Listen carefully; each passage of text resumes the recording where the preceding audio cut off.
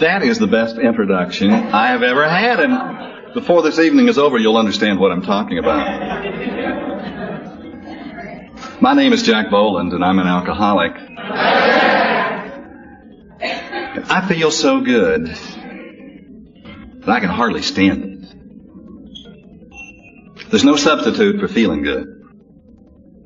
And I'm sure you understand that, because it was the pursuit of happiness that ultimately took the form of oblivion that got most of us here in the first place. Coming back to Portland, Oregon, it really is like coming home, and I'm delighted to look out here and see so many members of the family waiting to greet me. Because there was a time in my life when there was no one there to be a part of my life, and it is a real pleasure to be here. Incidentally, Vancouver marked a very momentous day in my life. Many years ago, I took my first morning drink in Vancouver. And in the process, I thought I really was discovering something of the joy of living. But more about that as we get a little deeper into an experience that I would not be without.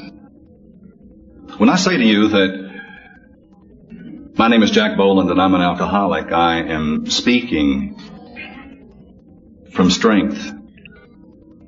If a little genie had just perched on my shoulder a moment ago and whispered in my ear and said, "I have some news for you, you're fixed," I would stand here and tell you the darndest lie. I would say, I'm Jack Boland and I'm an alcoholic, because in this process I have discovered, I believe, the key to the secret of the joy of life and the key to how to live a meaningful life. I believe that we're here not just for the purpose of maintaining our sobriety, but for the purpose of establishing a form of sanity that we could never have experienced otherwise. I believe that we are here tonight and in this program, in this fellowship,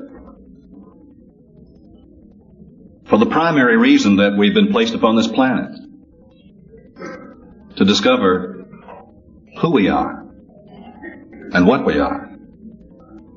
You see, one of my problems was that I never knew who I was, or what I was, or why I was here.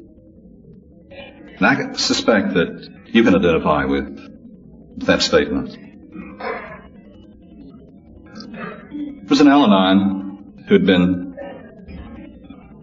in the program for a period of time, just long enough for the belief in some level of prosperity being returned to her life, and she had set a goal of getting a red station wagon. And she saved and shopped, and one day she bought that red station wagon. And buying that red station wagon just made her feel so good she could hardly stand it. She drove it home and parked it in front of the house and went inside and stood looking out the front window at her red station wagon, called the kids in and said, "Look at that red station wagon." They all ran out and got in the red station wagon, and she drove it up and down the street until all the neighbors had seen her in her red station wagon. Just loved that red station wagon. You've had something like that in your life. That I know the first pair of shoes I got after I was sober in AA, I used to walk down the street looking at myself in my reflection in the glass in the stores that I passed. Remember how that was the first suit I got? Golly, I love that suit. At any rate, she decided to take the kids to the circus that had just come to town, and found a parking space right outside the main tent, just beside the runway where the actors and the clowns and the elephants entered the ring. She got out of her red station wagon and walked away and hoped that everyone would see her leave her red station wagon. And she was looking back, just going in the circus tent and looking back, and here came the elephants, passing her red station wagon. And to her dismay, the third elephant looked at that red station wagon and stopped and backed up and sat down on the hood of her red station wagon. The hood was crumpled. The headlights were broken out. The grill fell off. And can you imagine her dismay? And she looked for the owner of the circus and found him in a very short period of time. And he said, "Ma'am, we don't know what's wrong with that animal, but every time that elephant sees a red car, he has an irresistible urge to sit on the hood. And that's just what happened, and there's nothing that we can do about it. But if you will take your red station wagon to a nearby garage and get an estimate, we'll pay you for it." Well, she didn't trust him any more than she did the elephant.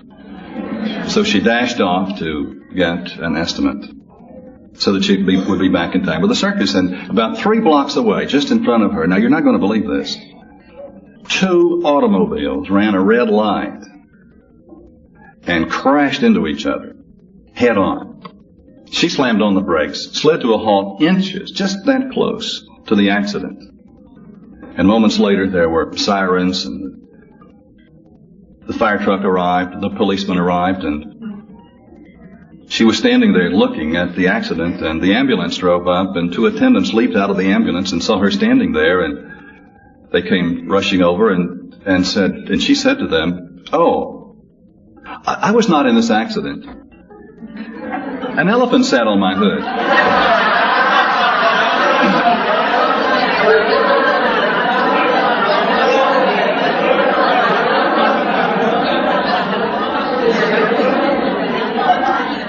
Now, who do you think ended up in the emergency ward of the nearby hospital? I know why you are here tonight. Because an elephant sat on your hood. You know, sometimes when you hear a speaker like me at one of these meetings, you might get the idea that one beautiful day in Astoria, Oregon, one Saturday, we awakened and arose and looked out of the window at a cloudless sky and felt the warm Pacific breeze upon our face and said, "Golly, Myrtle, I think I'm drinking a little bit too much."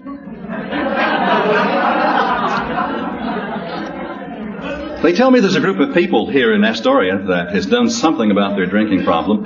Perhaps I should call them this afternoon and maybe attend a meeting tonight. Because if I don't do something about this, do you think that's how we got here? You did not arrive until an elephant sat on your hood, until your world collapsed. And sometimes after we're here, we look around when we get here to make sure that no one sees us arrive, because they might think that we are one of them.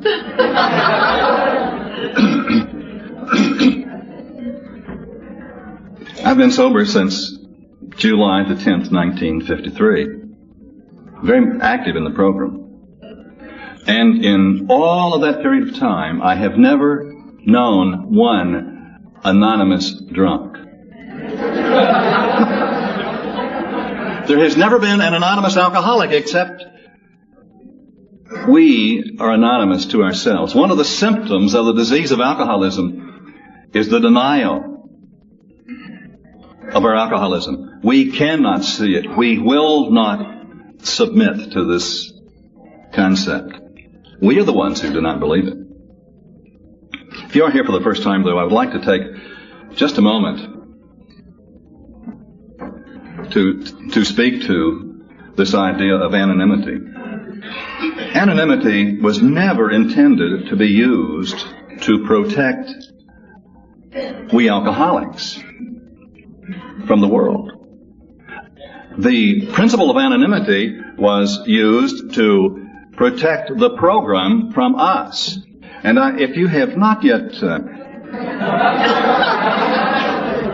it's true. If you have not yet picked up the pamphlet from General Service entitled Understanding Anonymity, let me urge you to do so. Among the many things it says is that There has never been a single word in the traditions against the use of full names, either within the fellowship or on a person-to-person basis outside the fellowship. If you are here for the first few times, be sure that we will not go back and let anyone in your neighborhood know.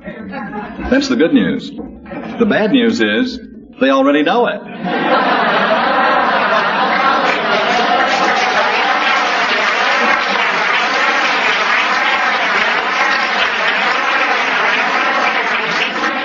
And the good news about that fact is that they're glad, they're delighted that you and I are here. In 31 years of sobriety, I have never known of one of our members to suffer as the result of being a practicing member of this program. Ever. We have to be very careful to not take advantage of our relationship in this fellowship.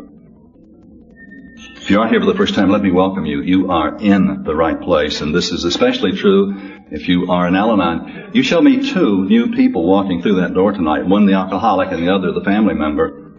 And I'll show you two goofy people.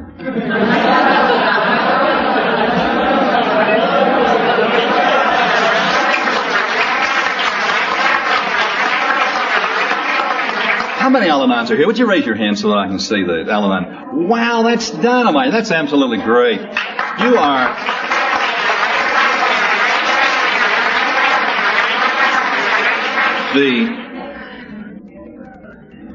In all parts of the country, this closeness of AA and Al-Anon does not exist. You know that. There are some areas where the two do not meet as comfortably and as beautifully as you do here. And I want to commend you. It's part of the great strength of the fellowship of AA that we have the fellowship of Al-Anon. And as the big book says, when you put the drinking problem aside, you cannot tell us apart anyhow. The disease of Al-Anonism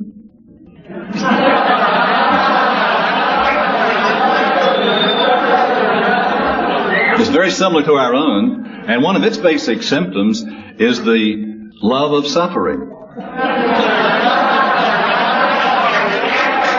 Do you know that the last thing that we will surrender, AA and Al-Anon, is our suffering? God, how we love to suffer. The big book talks about that we now, in our sanity,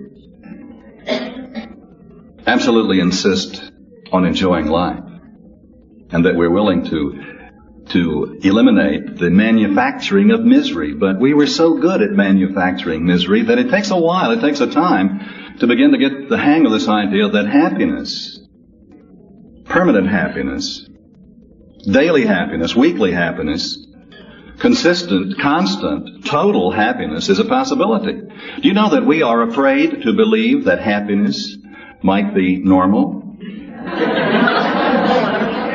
You hear it in our talks all the time. We're already talking about how unhappy we're going to be next week. We have planned our unhappiness, but how often are we willing to plan our happiness and to believe in it and to anticipate it? I love the Al-Anon family members, because I see you do such remarkable things with our program. Particularly when you stop being enablers to the practicing alcoholic. You show me a sober alcoholic, and I will show you a person who has experienced the consequences of their unacceptable behavior. I've never known an alcoholic to get sober until he or she began to experience the consequences of our unacceptable behavior. And one of the things that we strive the hardest to avoid is to experience those consequences. And you Al-Anons know that. You know that we have learned how to push your buttons, how to control, how to cause you to lie, to conceal, to cover up.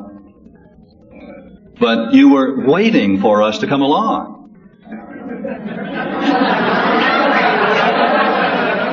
To do exactly that. I think it was Mary Ann today what was the statement that she made about Phil and her? They fell in lust together.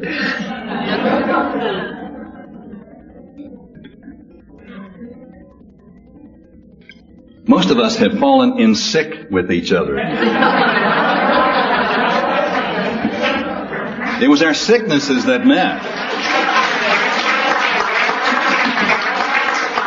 We were two half people trying to become whole by finding the other half. Never realizing that our wholeness is in ourselves and cannot be experienced until we become willing to be healed or to be made whole. And again, that takes a little while to begin to understand once we're in the program, but I think it's important that each one of us begin to see and understand that once we are here, sobriety is not what we're looking for. Did you know that? Sobriety is not what we're looking for. That's what we already have after we're here. If we don't have sobriety, we're not here. Look around this room and you'll see a room full of sober people. So once in our sobriety, the thing that the program tells me that I must seek is sanity or emotional sobriety. And I turn to step 12 in the 12 and 12. And it says the joy of living is the theme of AA's 12th step. And action is its key word. And it's interesting that the word happiness, a harvest of happiness, is the theme of this conference. The joy of living is the theme of the program. The joy of living, not the clinging to misery. The joy of living is why we're a part of this fellowship. And never believe, as we sometimes hear, that our problem is our common denominator. It is not. If all we had was the problem, we'd still be out there drunk. And you Al-Anons would be sitting up tonight waiting for us to get home. We are here because we have the solution to the problem. And it is the solution of the problem and the living of it and the sharing of that solution that we come to meetings to report and to give to each other. It's the strength and the excitement that comes to us that becomes the shared ingredient of this program of recovery. Before I really get into my program, there's one thing I'd like to again speak about for a moment. One of the great symptoms of alcoholism that we rarely hear very much spoken about, is fear. I've been amazed in recent months when I've gone back and looked at my big book, in the 12 and 12, the emphasis that is placed there on fear and the freedom from fear. We were so fearless, we drunks, weren't we? We were the most frightened people who have ever lived. And yet we had a form of fear that required that we totally deny that we were a prey. I lived in fear. I have awakened in the middle of the night, so frightened that I could not move a finger. I have awakened in a catatonic state of fear. Not one night, but many, many nights. And as my disease progressed, I found that the reason I took that first drink in Vancouver many years ago in the morning, not my first drink, but my first drink in the morning, was to overcome the fear of having to face the day. It was the overcoming of that fear. And the more I drank, the more frightened I was. And the more frightened I was, the more I drank. One of the basic symptoms. But this is one of the symptoms that does not disappear with the onset of physical sobriety for us. And I believe that we need to talk about this fear more than we talk about it after our recovery, because so often we stand here and we do not let others know how frightened we have been after our sobriety, because we think that none of the rest of you were. One of the great promises of this fellowship is the freedom from fear. I was born and bred in the briar patch of alcoholism. My mother was as pretty as you, Joan. We were talking about how lovely you are. My father was, he was one of those people that had the charisma that alcoholics frequently have. But do you know that some of my earliest memories were the sounds that the children of alcoholics hear in the night and in the day? The sound of the unrest that always exists where you find alcoholism. When I was 1 year in the program and took my first searching and fearless, written, honest moral inventory, I discovered that the first lie that I told was my first week in school, first grade in school. I lied to my school teacher to cover for my father for his alcoholism. She asked me a simple question. I can't remember what it was. And I lied. I didn't want anyone to know what was happening to my father. You know when my father died? Less than a year later. I heard it said then and years later that Jack Boland never harmed anyone in his life.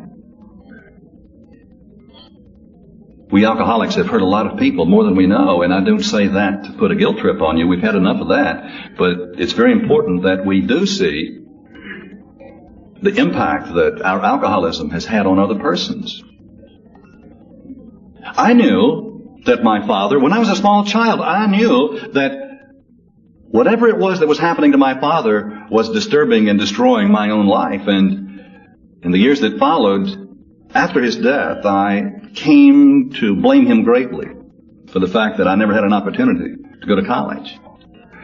Early on, I was placing the responsibility on other persons other than myself. And my father, the alcoholic, gave me a wonderful opportunity to do exactly that. And my mother, who was also a practicing alcoholic, she died within 2 months of my mother when I was 7 years of age.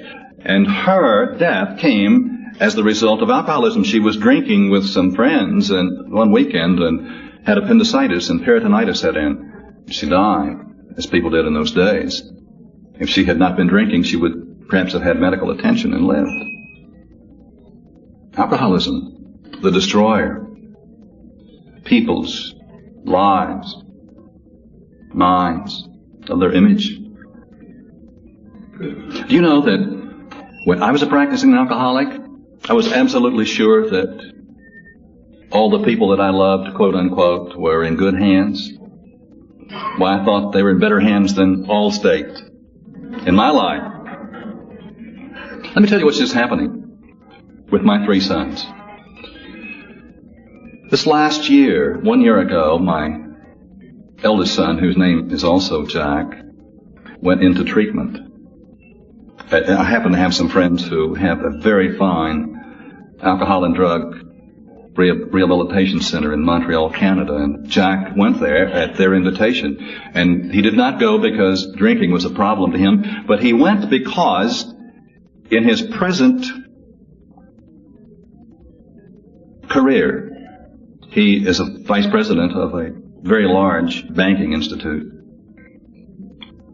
He had discovered this sense of impending fear that was impacting his life so greatly that he was having to take tranquilizers just to stand up and give a simple talk to a small group of people. And this fear was overpowering him, and so he went for treatment and discovered in treatment his high bottom level of alcoholism and is now an active member of Alcoholics Anonymous.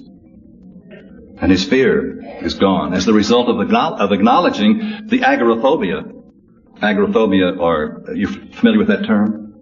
Agoraphobia? Or agoraphobia, which is the fear of the marketplace. It's the fear of any place. It's the fear of being.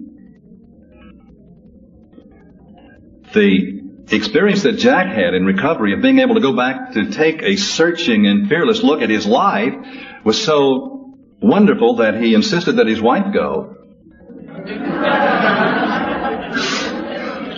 Why would she have been married to him unless there was something wrong with her? He decided.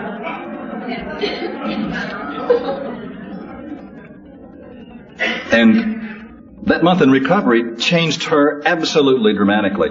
And both of them felt such a great relief that they sent my granddaughter, Terry, who was 16 at the time. She's 17 now. And Terry is a great young musician. She's entering New England Conservatory of Music just this month in her first year in college. Recovering from my parents' alcoholism and from mine and from her parents' alcoholism. And the dramatic change in her personality just in that 1 month of treatment. And not only the change in her personality, but the releasing of the inherent talent that is there has been one of the most remarkable experiences in our family. It's amazing. It's amazing how much more wellness there is for every one of us, for each one of us who's in this room. Sobriety is not necessarily the equivalent of wellness. That's why our program talks about spiritual growth and these levels of unfoldment that are possible to us. My second son, my middle son, has been the real practicing alcoholic.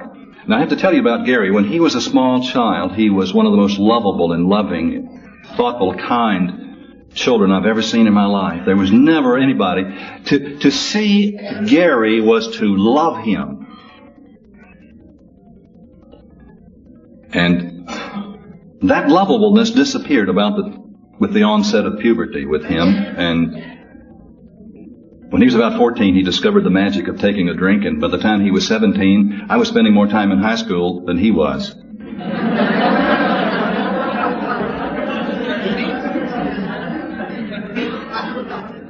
He spent 4 years of college getting about 1 year's credit.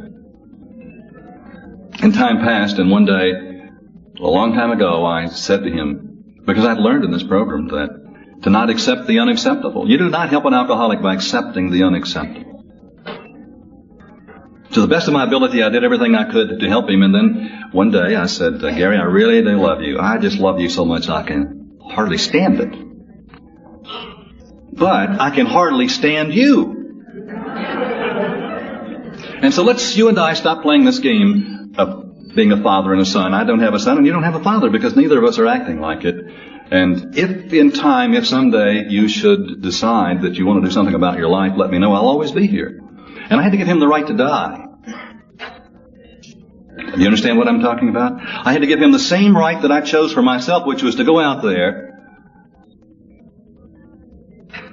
and have the experience. But there was never a time in those years, I had not seen him for 10 years except one brief moment at his younger brother's wedding. He showed up for about 10 minutes and then disappeared. Heard from him a few times early on when he really was testing me to see if I would cover some of his hot checks, and I didn't. But every time I thought about him and prayed for him, I believed the same thing for him that I believe for you. But I never joined him in his misery. You want to help an alcoholic? Do not join them in their misery. They love for you to join them in their misery. Then they know where your buttons are and they can push it.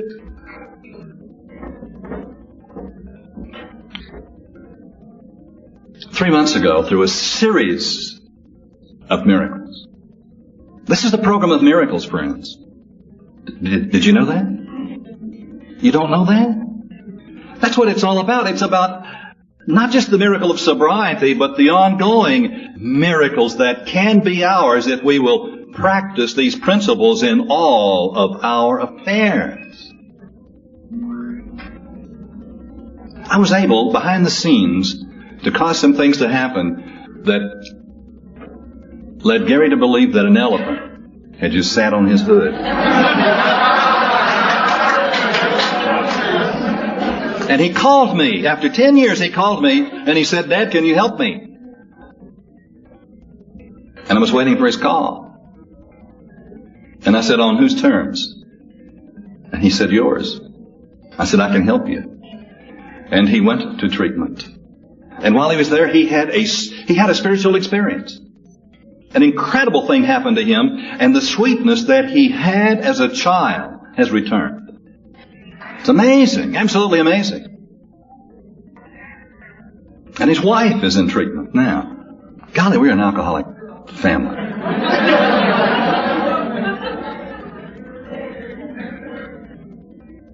My parents died. And I did not know until many years later when I took my first inventory that I was glad. Who can ever be glad that their mother has died?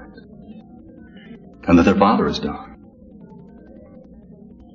And my grandmother took me to raise, and that's a story in itself that time does not permit me to share with you. My little old, sweet, gorgeous grandmother had never had a drink in her life, had driven members of her family out of her house just for drinking homebrew. Everybody knew that homebrew wouldn't hurt you. But she said homebrew, go out. Her doctor gave her a drink, a toddy they called it, because tranquilizers were not available in those days, to help her through the trauma of the death of her daughter, my mother. All she had been through. And let me tell you, she started sucking on those toddies like you would hardly believe, and she forgot all about what was happening around her. She was an instant drunk. And in the short time from the time of my birth until the death of my parents, we had already graduated from the country club set. And when my grandmother took me to raise, we made our way back to the other side of the railroad tracks. By the time I was 10 years of age, as a matter of fact, on my 10th birthday, I sat on the bank overlooking the main line, the main track of the Norfolk Western Railway in Roanoke, Virginia, the city of my birth. In Cleve, the main line was about as far from me as where you and Joan are sitting. In the house behind me, and incidentally, there was no grass. We had no lawn. There were cinders there. That house was on Shenandoah Avenue, right under the 10th Street Bridge.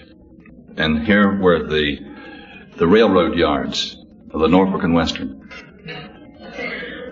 The house was really not much of a house. It was kind of a shack. And all that I could hear on my 10th birthday, late in that day, sitting there in the dust and cinders, was the raucous sounds of those alcoholics that were in the house with my grandmother. I had just been downtown to pick up our allotment of buttermilk and cabbage and the welfare check. You think a 10-year-old kid is not negatively imprinted with those experiences? I was. All the hopelessness and despair that I later came to re-experience was born in me. The only thing I knew for sure was that we were going to move. We just moved in here last week. And friends, when we moved, we didn't have to call Atlas Van Lines. We just put it in a poke. In Virginia, a poke is a big paper bag, and we moved. There was no electricity in that house. No one had bothered to turn it on. And when I went to school, I would take different routes on different days so that the other kids would not know where I lived. I was already into anonymity. Anonymity meaning protecting myself, protecting my ego, pretending that the experience was not real. And they knew. They knew. Sitting there on my 10th birthday, and no one had baked a cake, and there were no presents. I would have given anything on earth to have been out of that environment, the hopelessness of it. And as I sat there, I heard a train leaving the station, downtown Roanoke. And in a few minutes, here it came, passing on the main line. In those days, passenger trains were much larger than they are today. There were no airlines. There were 2 engines on that train, a long passenger train, and people were just taking their seats. It was almost dusk, and the lights were on in the train. And from where I sat on the bank, I was looking right in the windows. And what I saw there represented an environment, a way of life that was so different from my own, so attractive, so wonderful. I wondered if anybody could ever love a little boy like me. It was my first impulse for the geographical cure. I would have, if by some unknown magic I could have been on that train. And on the end of it there were 2 dining cars, porters in their white jackets, the white tablecloths, the cleanliness, an unknown world. And the train passed in the clickety-click of the wheels on the rails and disappeared, and I settled back down into the cinders, into despair. And yet not so, because in me there was a spirit in me that said there is a way, and I will find it. I will not be like my father, and I will not be like my mother, and I will not be like the people in that house. And you have that spirit. That's why you survived. That's why you're here. But I knew the things that I would not do. Time passed. I was about 16. It's amazing how many of us take our first drink when we were 16. And 3 guys, George, 2 other guys, and myself, high school kids. George had his father's car. George lived on the farm in that county that was about as large as the county, we thought. His was the family that had all the money, so he had his daddy's car. Earl had picked up a 50-cent bottle of wine somewhere, and the other guy had the cigarettes. And I was just along for the ride. I wouldn't smoke a cigarette, and they kept pushing me about a drink, and finally one of them said the magic word. He said, "Come on, Jack. Take a drink. If you'll take 1 drink, we'll leave you alone, and besides, it won't hurt you." And he said the magic words, "We'll leave you alone and it won't hurt you." And I thought that's right.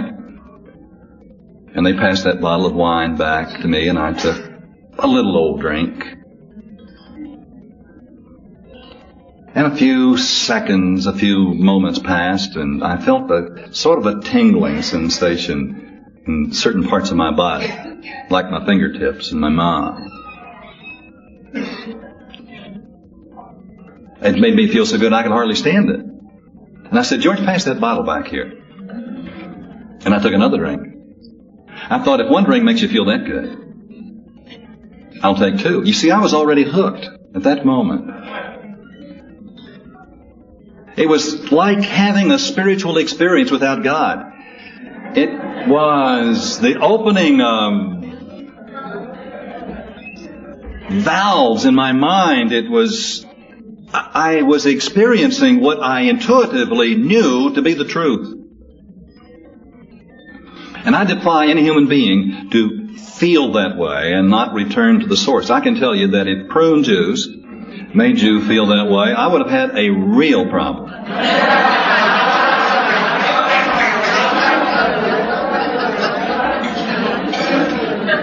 Now I've got some good news for you. I believe that the way I felt that night is the way we're supposed to feel. Not by any chemical agent, but I felt a certain something. I felt a freedom. How can I describe it to you? You know how I felt. And I believe that's what the program is all about. This program of recovery is not just a program that's going to help us not take another drink, but it is designed by its magic to create in us that thing called emotional sobriety, and to awaken in us the 4th dimension, that kingdom of higher consciousness that has been promised, and that many of its members have felt. This is what happened to Bill. You can read it in the Big Book. The awakening of a place, of an experience that we have always sought, have always believed in. Well, can you see that I had found a friend called taking a drink? But what I did not know was that was the best it would ever make me feel. From that moment on, I experienced the law of diminishing returns. And as it disappeared, as I experienced this feeling less, I sought it more. Are you following me? I sought it more and more. And in time, I did not drink to feel good anymore. I drank just to not feel quite so bad. And then in time, I drank just to survive. I'd forgotten how it was to feel good.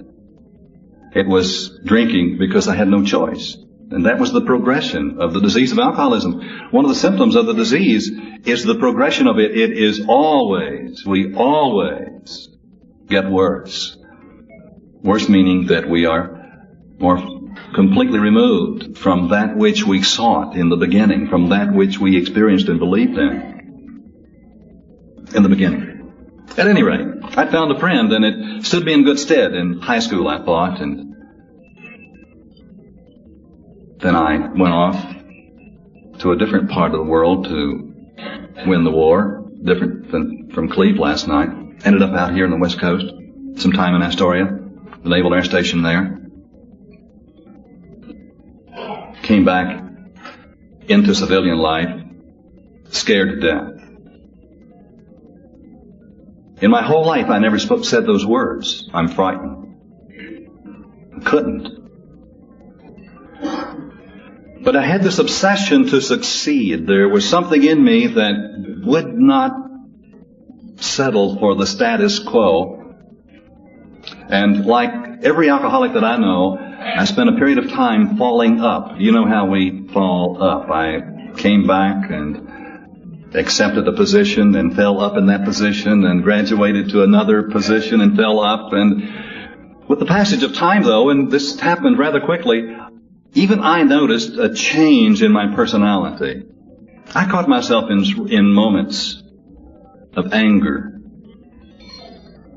with a waitress in a restaurant because my food that I had ordered did not please me. I heard myself saying some things that just absolutely amazed me, but I always comforted myself by knowing that they made me do that. It was really their fault. I made the mistake of purchasing a home next door to an accountant. If there are any practicing alcoholics here, and I assume there aren't, don't ever move next door to a CPA. Especially a sober CPA, because they do things by the numbers. They live by the numbers. They mow their lawn and all of it on Saturday morning. They trim the edges around the sidewalk. They are very observant of those who do not live like they do.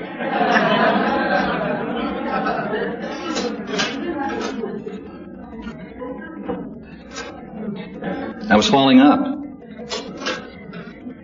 As I fell up, I was experiencing in my career the pressures of life, and my friend alcohol helped me regularly and steadily, and I discovered that all of my friends were drinking, and many of my clients and customers were drinking.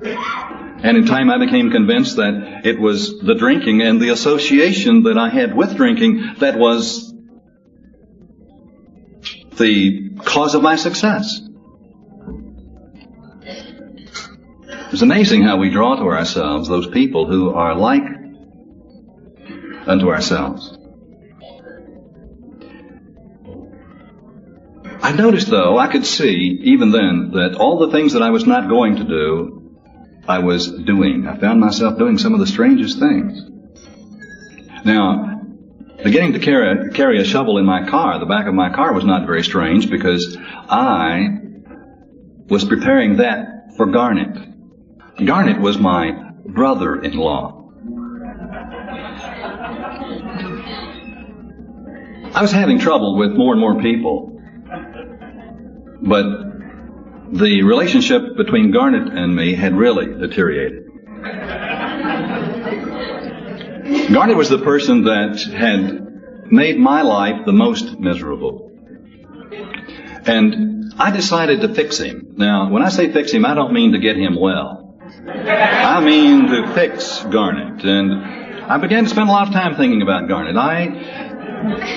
There are lots of days I didn't bother to turn the radio on in the car. I just spent my time thinking about Garnet. And I planned for Garnet a very warm reception sometime by surprise. And part of my plan for Garnet was that, well, he really did not need to be on this earth. And I convinced myself that I would be doing a great service for the other members of the family and for the community.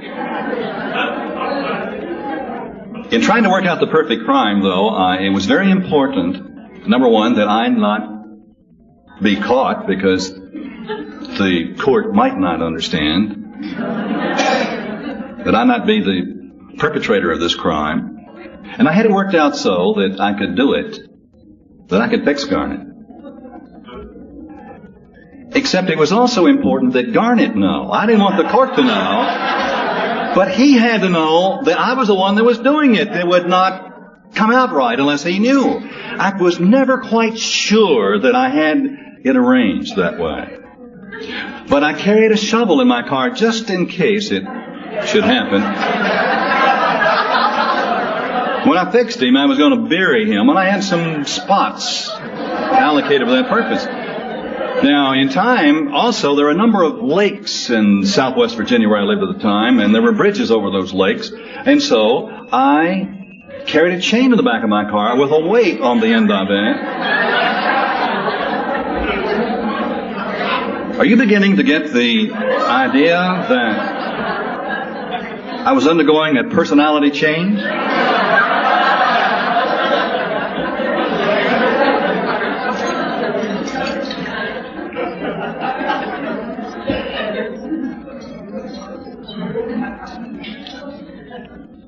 I kept falling up. But I had this sense of impending doom. There's no one in this room that knows what I'm talking about. Something was going to happen, and when it did, it would not be to my advantage. And I'm not talking about the little things that were happening. I'm talking about this. One Sunday, I awakened, and I had the solution. And the solution was to move. And if you're living in Virginia, the solution is not to move to North Carolina. The solution is to move to California. To move and start my life all over again. I would go to California. And I would begin again. And in California, I would be the person that I always was. I would be away from the in-laws and from the CPA who lived next door. I'd be away from all of those persons that I saw when I envisioned my funeral. You've never attended your own funeral? I've been to my funeral many times. It was in a room much, much more beautiful than this. And there was a larger crowd.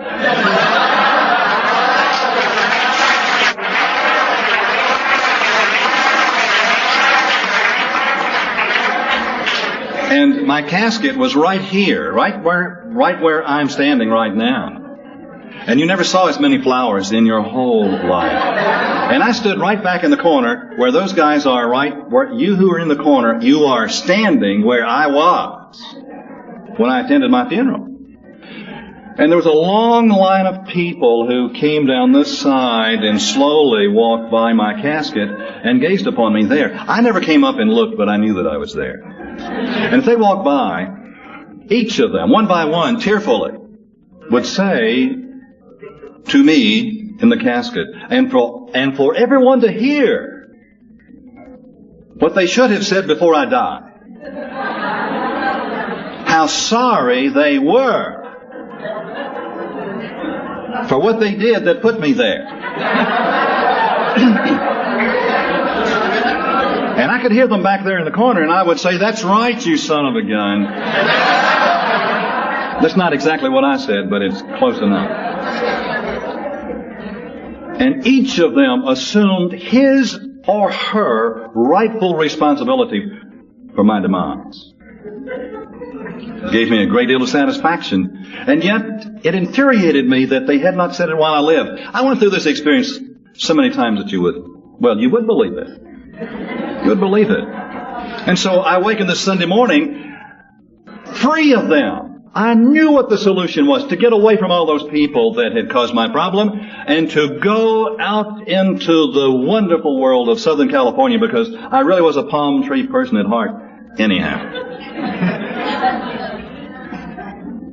And I did just that. But if you're going to move to California, you don't need to do it today.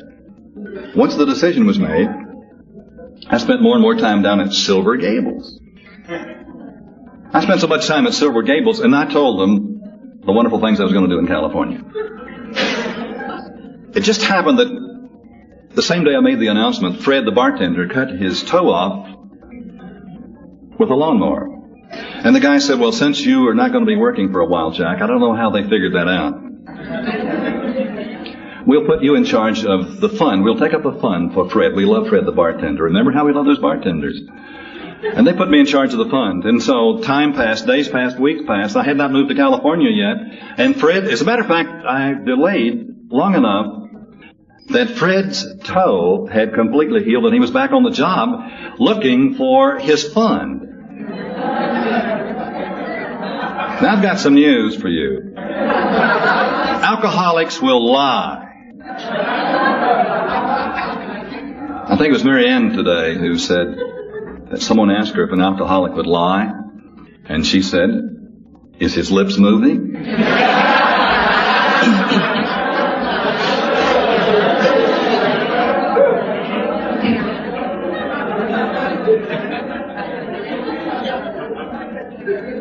Well, but we only collected $40 or $50 for Fred, and I was waiting until larger promised amounts came in before I gave it to him.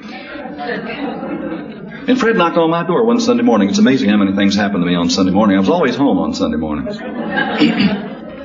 One day in the week I could be counted to be home. And here he was looking for his fund. And I gave him the $40 or $50. And you would believe the stories that circulated at Silver Gables. You know, one person, one drunk, said that he himself had given $50.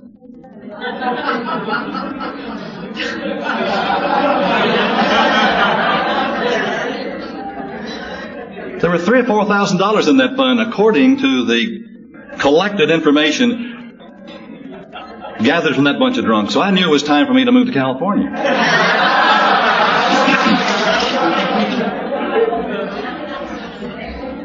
The closer I came to California, though, the stronger was the sense of impending doom. But once there, I sent out my resumes seeking a position, not a job. And in time, the reports came back, the responses came back, and I was interviewed a number of times and selected the company that I wished to accept a position with. And one day my telephone rang, and it was the company of my second choice. The vice president was calling me from New York, and he said, "Jack, we have checked you out. You did a wonderful job back in Virginia." And I had. We kept following up. "We'd like for you to take over our Southern California territory." He offered me a salary that was larger than any I'd ever had, almost unlimited expense account, a bonus arrangement that was quite satisfactory, and a company car. And I was about to say, "I'm sorry, but I think I'll be offered a job that I prefer." more than this one. And the keen, cunning mind of the alcoholic came to my rescue, and I said, I would be delighted to take that position. A bird in the hand is worth who knows what. And the next day, my telephone rang, and it was the company of my first choice, the vice president calling me from Chicago, from Chicago. And he said, Jack, we've checked you out. You have done so well in Virginia. You're just the person we want for Southern California. Offered me a salary that was larger than any I had ever earned. A very satisfactory bonus arrangement. Almost unlimited expense account in the company car. And I was about to say to him, I'm sorry, but I just accepted another job yesterday. But the keen, cunning mind of the alcoholic came to my rescue. 2 salaries.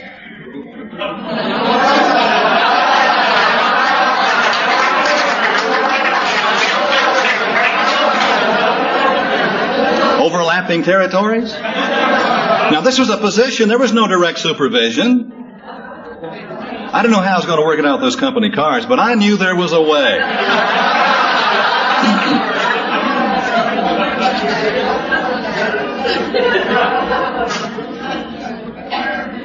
I had it better than I had ever had it. California was just exactly what I was looking for.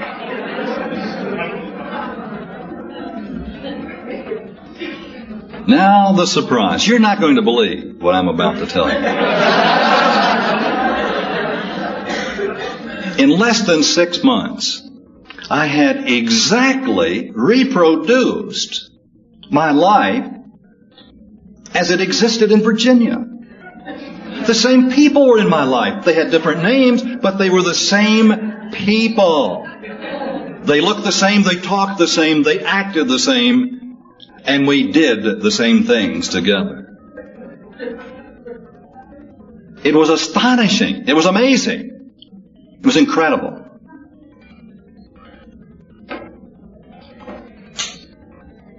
If you think I had trouble in Virginia, I want you to know, in California, it really fell apart. It was hell. Fear. Fear above fear. Anxiety above anxiety. And I could not function. Coming back from a sales conference in San Francisco, back to L.A., I can recall looking out the window, hoping that the plane would crash, hoping that it would never land. Do you think I was thinking about the other passengers? If I had believed in God, I would have prayed that we would have crashed.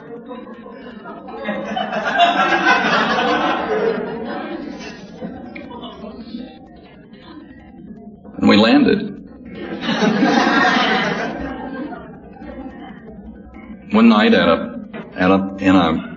an auditorium, this many people. Tennessee Ernie Ford was a friend of mine. We lived in the same community. He was not a nationally known figure at that time. Television, he was on local Southern California TV. And I was there as his guest. And after the show that was televised live, there was no taping, he came back out on the platform and was entertaining the people that were there. And I was standing about right where you were sitting. And there were 2 drunks right up front giving my friend a hard time. And I started giving them a hard time. And I looked up at Tennessee Ernie for approval. You know how we are looking for approval. And he was not concerned at all about the drunks, but he was looking at me. And in his eyes, in his mind, I saw myself. It was one of those moments of truth. And you would not be here tonight without such a moment. I saw my unacceptable behavior. And I went home and tried to take my life and almost did. And on Monday, I called the company of my first choice and then the company of my second choice and resigned from those positions. And both vice presidents said, Jack, we're glad there's something wrong with you. I did not know that anyone knew. I went back to Virginia to exist until I died. I knew that I would die soon. I would take my life or I would die. And I went back to the city of my birth, over on the other side of the railroad tracks, and I lived in a room that you rented by the day or the week. I was in the Skid Row section of the city of my birth, waiting until I would die, living off of unemployment compensation, $22.50 a week in those years in Virginia. Skulking in and out afraid, angry, attending my own funeral, sitting in a park, wishing that I was a squirrel. I watched those squirrels play, and I would have given anything to have been a squirrel. Then I would not have to die. Those squirrels would come out and run up and down those tree trunks. And there were acorns on the ground. Down, and they caught one. And there wasn't anything happening in my life. I'm just living, existing until I died. One Saturday night, I thought I was going to die, and the next day I was bumming down in the Skid Row section of town. Quarters, nickels, anything I could get. And nothing was happening in my life, and I decided to go up to the post office. It was a Sunday afternoon, little Sunday evening, and I went to the post office because salesmen, people who were like I had been, came to that post office in the evening to mail their expense accounts, pick up their mail. Some of you salesmen know what I'm talking about. Get those expense accounts off so you can get those checks back. And I was scared to death that I would meet some of my former friends. But I couldn't even get 50 cents at the post office. And finally I wandered off, frightened, and tried to cross the street. And I couldn't. The light changed many times, and I stood there, and I could not move forward, and I could not move. I tried to turn and go back in another direction, and I tried to go to my right and to my left, and I could not move. And it was not that I was drunk. I was not drunk at all. My string had just run out. There was no hope for me. There was no help for me. And I did not know what the problem was or what the solution was. And no person was left that I could turn to. And finally, I stumbled across the street and turned to the left and went half a block and turned to the right. And as I turned the corner, I saw Joe. Joe is that guy that we all have, that if you ever get as bad as he is, you'll quit. Why, years ago at Silver Gables, I drank with Joe and I carried him home.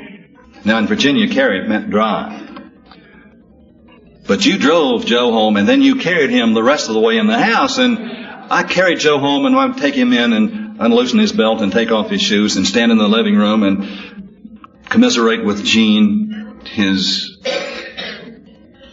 enabler. I go back to Silver Gables and say, if I ever get as bad as Joe is, I'll quit. And I walked around the corner, and as I saw Joe walk out of a doorway with 4 or 5 other people on that doorway, I knew that was my hometown. That's where the AA group met. Joe was an alcoholic. I'd always known that. Poor Joe. He saw me, came across the street. I was too scared to cross where he was.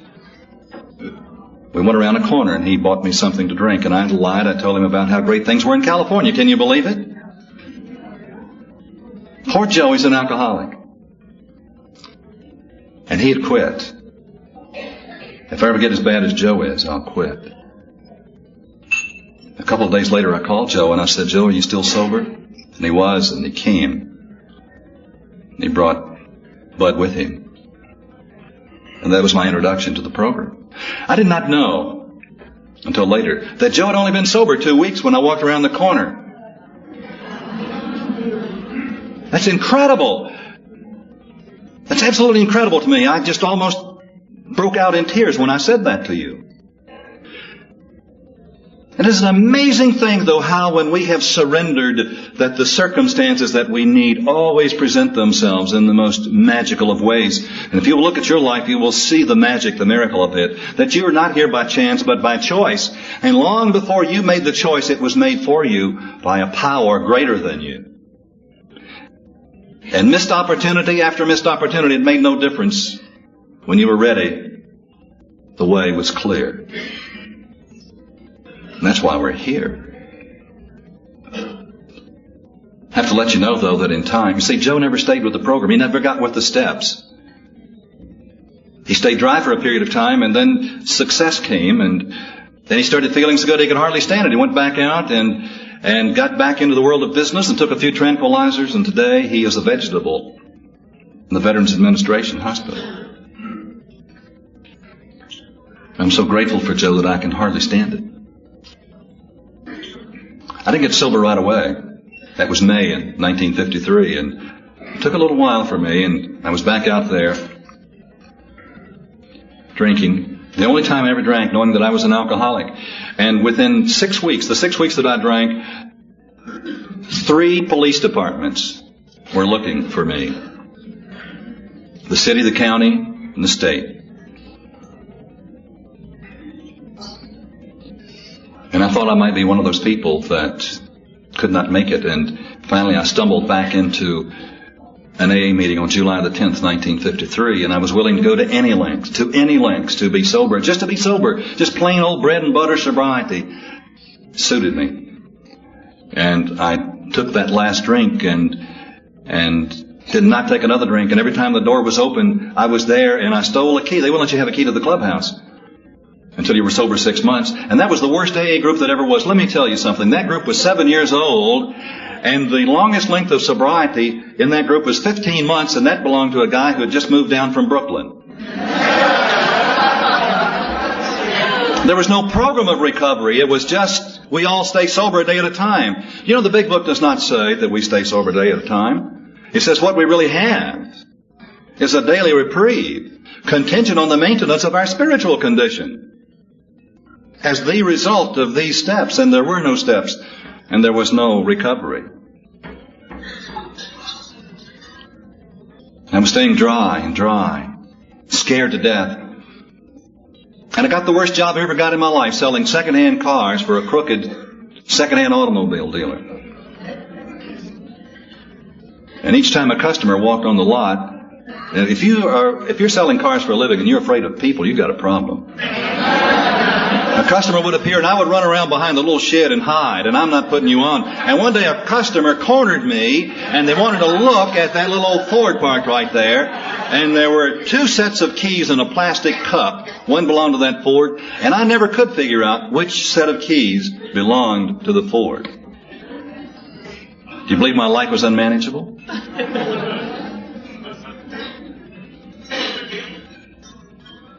A few weeks, one day I lied and told the manager that I knew where I could sell a car. And I didn't. I drove it off and parked beside the Roanoke River on Ferdinand Avenue. I did something that no self-respecting atheist will ever get caught doing. And I decided to pray, except I didn't call it praying or I wouldn't have done it. And I'll never forget how, if that hot August day, my pulse was pounding, my heart was racing, and I looked up and down to make sure that no one would catch me doing this thing that I was about to do. It was the hardest thing I had ever done to that moment. And I said, God, help me. And I started off just right. I said, I really don't believe you exist. But if you don't exist, there's no hope for me. Please help me.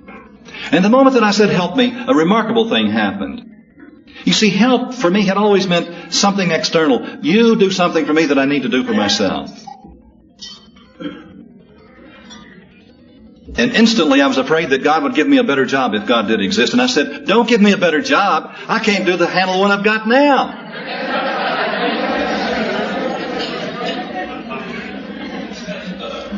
And then I said, fix me. Now that's a miracle. It had never occurred to me. You're not going to believe this. It had never occurred to me that I needed fixing. I knew who needed fixing, all those people in this line that passed by my funeral. And I was sober and did not know that I needed fixing. They had lied when they came to me. They said, all you need to do is to get sober. For 31 years I've been telling that lie to new alcoholics. I'll lie to one right tonight. All you have to do is get sober. Then I'll tell them about getting fixed. But friends, if all you are is sober, then you're not fixed. It's the fixing. It's in the fixing that we begin to experience the fun of this program. And it's the growth and the change and the excitement and the miracles. Because I discovered that there cannot be a change in my life unless there is first an equivalent change in me. I went to California and proved that. My life became a perfect reflection of the state of my mind.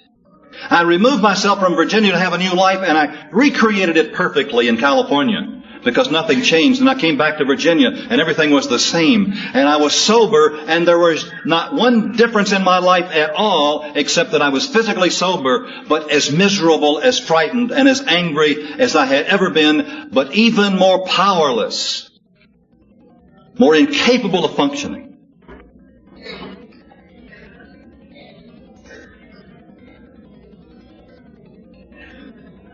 And in that moment of praying, I suddenly discovered, it occurred to me, that I was the one that was responsible. I had not known that before. I thought they were. And do you believe that I forgave them all as I prayed? I did not know that my prayer was being answered as I prayed it. I forgave them all but Garnet.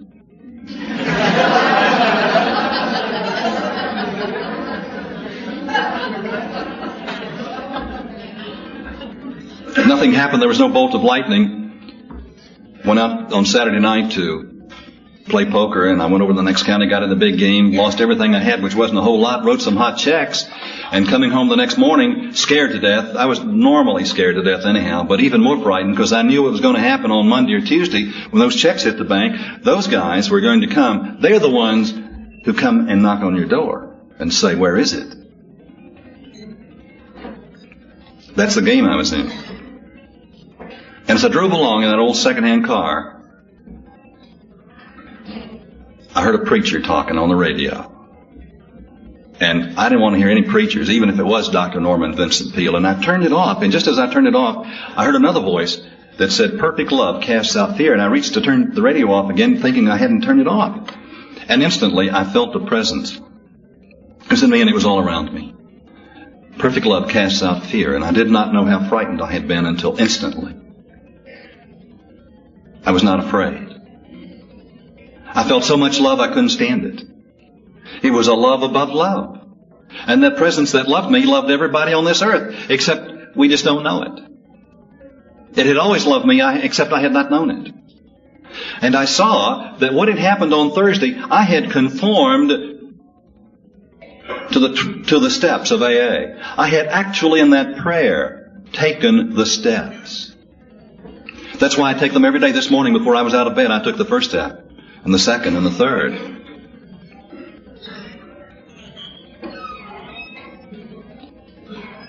In that moment, I understood the nature of the program of this fellowship, and my life came alive. There were possibilities that existed. This program became so exciting for me because I saw beyond sobriety. I saw, and I believed that I could maintain my physical sobriety, but more than that, I believed that all the dreams that I had ever dreamed were real, and that yours were real. I believed in miracles. Instantly, just like that, I believed in them. And I set out to experience them in my life, and that's what these 31 years have been. A series of exciting events as the result of these steps, as the result of the participation in this program, in this fellowship. And it was incredible. 3 days after I was sober, like 3 days after this experience, one night, it was on the Monday night, I discovered the Sermon on the Mount by Emmett Fox, this book I have in my hand, in a drawer of our clubhouse.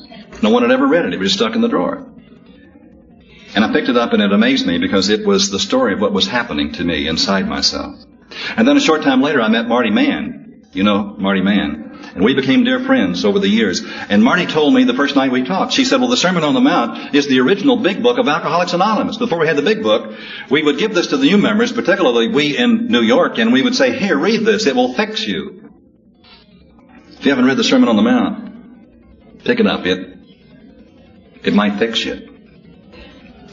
One day I was reading page 52, and when you read page 52, you're not going to read what I read. As I was reading it, I felt this presence and this voice that spoke to me, and it said, "But you've got to forgive Garnet." I dropped the damn book, I'll tell you.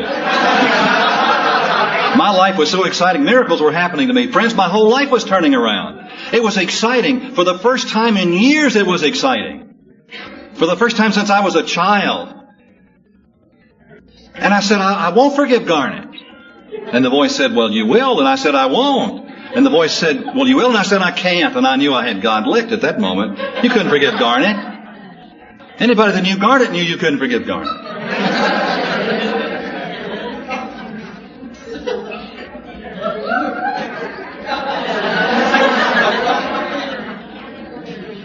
And the voice said, it's not for Garnet that you will forgive Garnet. It's for you. You will not grow another inch. You will lose your joy. The miracles that you're experiencing will die unless you forgive Garnet. And I knew it was the truth, and I did not want to know it. I'll guarantee you I didn't want to know it. And some of you understand exactly what I'm talking about because you have a Garnet.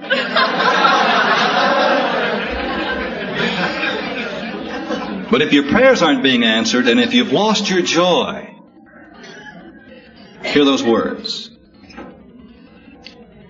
And I said, it's impossible, I can't do it. And as clearly as your face in my mind, I was shown how. The voice said, Alan was my youngest son, 2 years old, long, his hair had not been cut, long red hair, and a smile that has never left his face. Incidentally, I talked to Alan last week, my youngest. He's going into treatment. So the smile won't have to leave his face.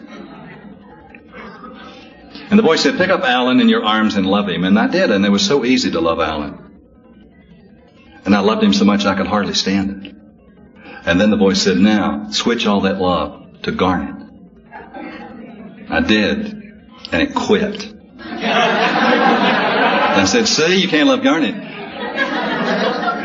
I spent day after day loving Alan and switching it to Garnet and loving Alan and switching it to Garnet. And one day when I switched it, it didn't quite quit. I didn't love him, but I understood that Garnet was like I was. He had done the very best he could under the circumstances that existed.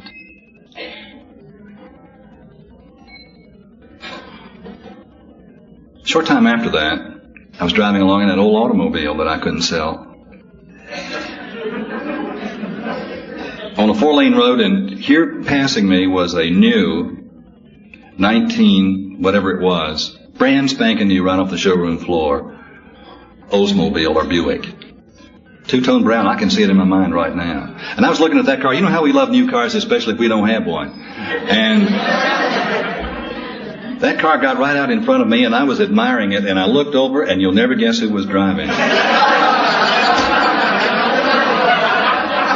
It was Garnet.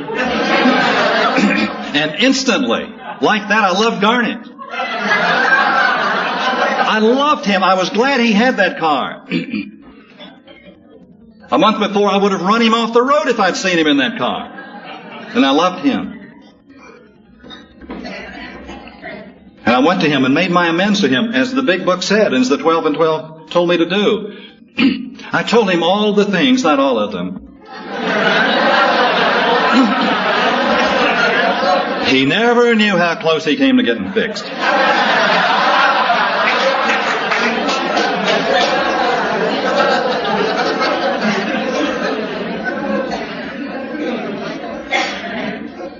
When I told him that I would go to the people that I had spoken to and correct the things I had said, I'd do everything I could to correct what I had done to harm his life. And I did. Not only did I do that with Garnet, but I did that with every person. I took these steps literally and actually, and I still do. I still do. And they work. And they produce. I have never done one of these things that there has not been an equivalent result in my life in the most amazing way. And you know that every Sunday morning, more than 2,000 people, I don't know how many people are in this room, but more people than this show up. And they're always hearing about these steps. They're not all alcoholics. But these steps will fix anybody. You want a miracle in your life? Then get out the 12 steps. You got a problem? You don't have a problem. You have the seed of a miracle in your life. Let's let go of this idea that we are trudging the road of tragedy and misery. It's not so. Look at your life. Examine your life. Find the problem areas that are there and become willing to be changed inside yourself. Become willing to let go of the old ideas that we still cling to that make us want to suffer a little bit more. Surrendering those ideas and watch what happens. About 30 days after I made my amends to Garnet, he had a heart attack and he died, and I was so glad that I had followed that inner advice, made my amends. My life has been good. I could tell you story after story of the miracle of it, the change of it, and the excitement of it. And the joy of it. Those early days I thought, will I lose this excitement? Will I lose this vision? And we don't have to. You don't have to. But if there is a tragedy in our program, it is that we do not look beyond our sobriety. We do not look deep enough inside ourselves to give our dreams a chance to come alive again, and to begin to set some new goals again, and to practice these principles in all of our affairs again. It's the most exciting of all possibilities. I've been sober for 10 years. I've been 10 years old twice. Told you the first time. Let me share with you the miracle of the second time.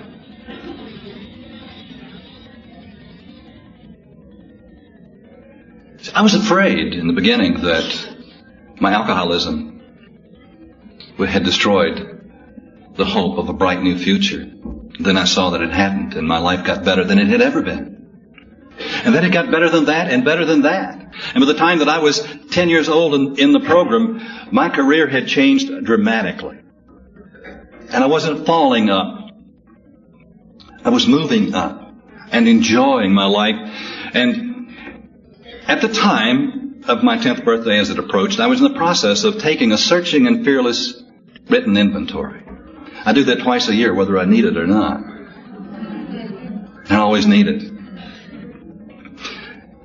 And I received a call from the vice president of the Norfolk and Western Railway, and he was inviting me and Bud. Remember Bud, the guy that came and made the 12-step call on me with Joe?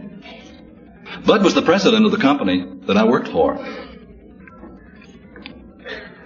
Together we had turned that company around, and it was and still is a very successful operation.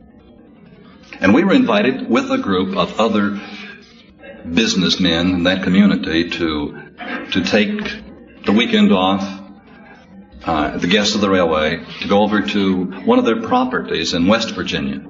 And we were to meet late in the day and be on 2 business cars that were attached to the train. And I said that I did not want to come because I was too busy. See, I knew that the reason I was being invited was that I had taken the vice president's brother to his first AA meeting. That was my contribution to the community that year. I'd done some other things too, but I thought that's why he wanted me to go. And he said, Jack, I really want you to go. And so I went. Bud and I got on the train. We walked in, and the vice president turned to his porter and said, John, these gentlemen will have Coke or coffee, meaning they're members of AA. So we don't have any anonymity.